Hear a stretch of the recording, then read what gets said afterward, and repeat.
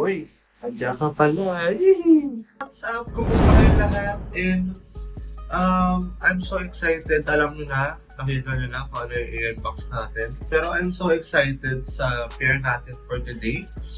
And hindi ko alam mararamdaman ko kasi sobrang excited talaga ako today. No? So, bago nga pala lahat, please like, share, and subscribe sa ating YouTube channel para lagi ka updated sa ating daily vlogs.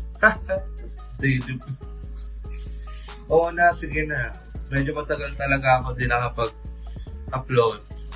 And wala, masyado lang busy, ganyan, marami ng mga bagay. Pero anyways, bago nga pala tayo magsimula, i-intro muna tayo. Let's go!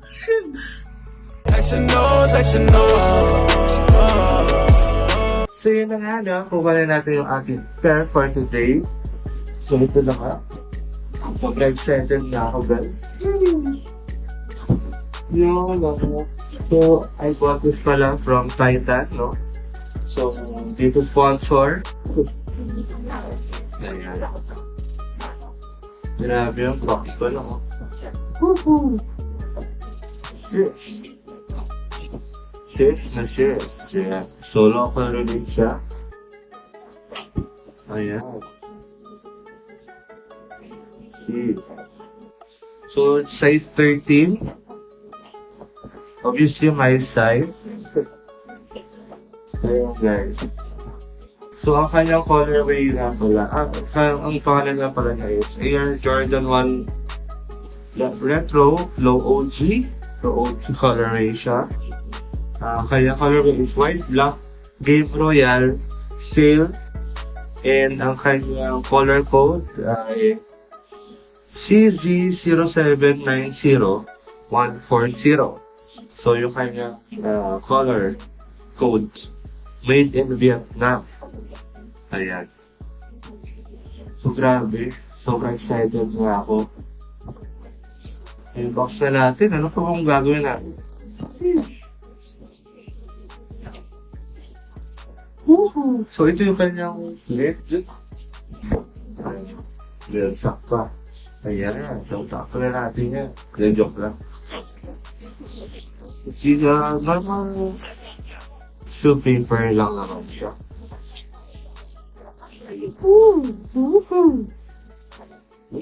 Kilag pa. Kaya siya, no? Sheesh! Grabe, sobrang angas yan. Wow! Sheesh, may ito na ba yan?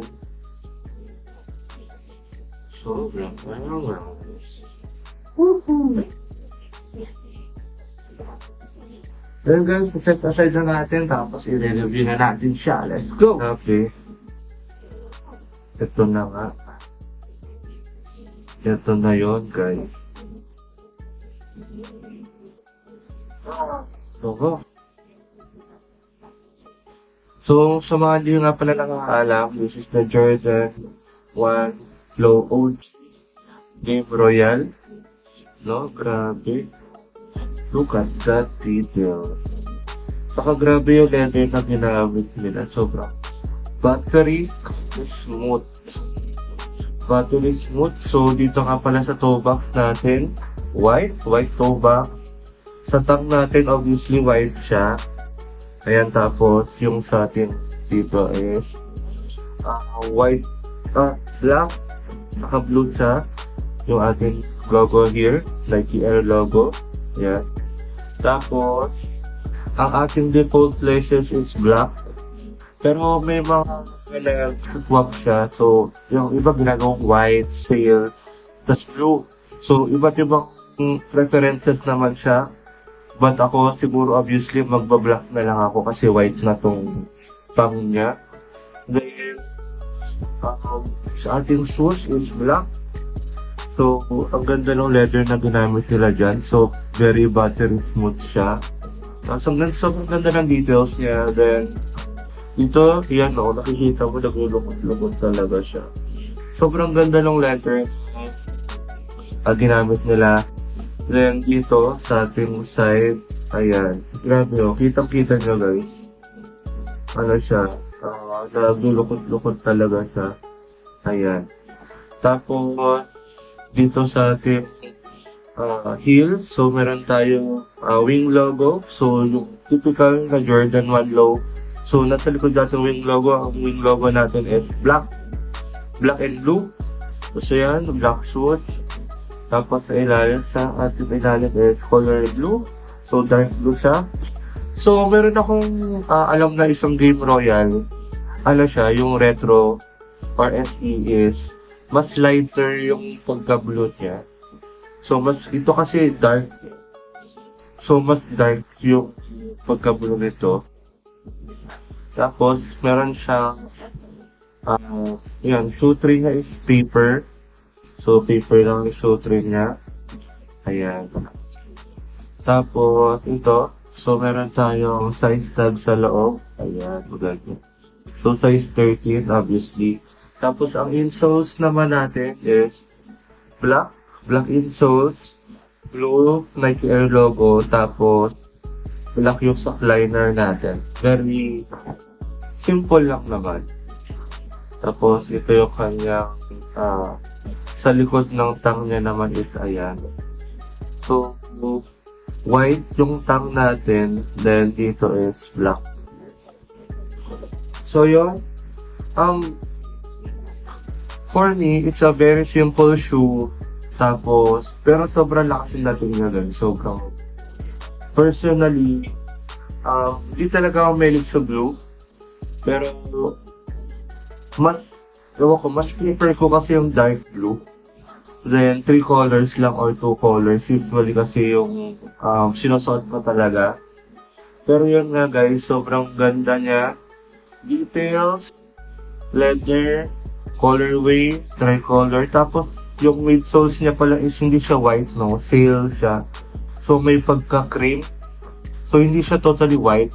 Ito kasi white siya. So, parang medyo dirty white yung style niya.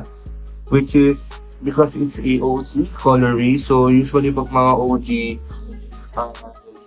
mas darker yung kanyang color. Pero, iba-iba din naman ang style ng OG. So, kung ikaw ay isang, may mga types kasi na true to size ba siya. So, for me, it's true to size. Pero, I go up 1 inch kasi, sa size kasi, wide foot ako. So, ang sizing kasi niya ng Jordan 1 Low, OG, especially OG, is medyo patusok siya. So, I prefer if ever na kukuha kayo ng ganito, na Jordan 1 na OG colorway, mag half size up ka or 1 inch up kasi medyo siya, stiff or snug fit siya. Pero overall, grabe sobrang ganda niya. Actually, nilace up ko yung isang pair niya. Ito. Pakita ko sa inyo.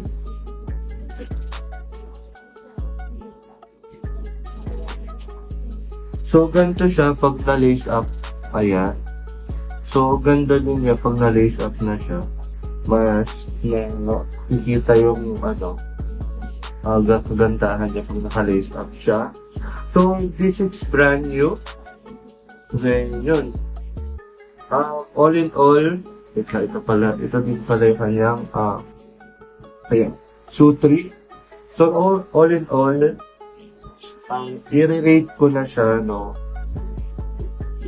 I will rate this pair as, for me, personally lang, 9.5 over 10.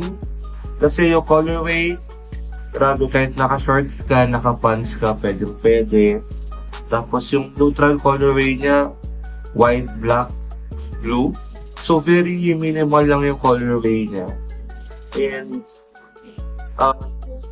check natin kung di siya masakit sa paa, no? So, tapos meron nga pala siyang resibo. So, I got it from Titan.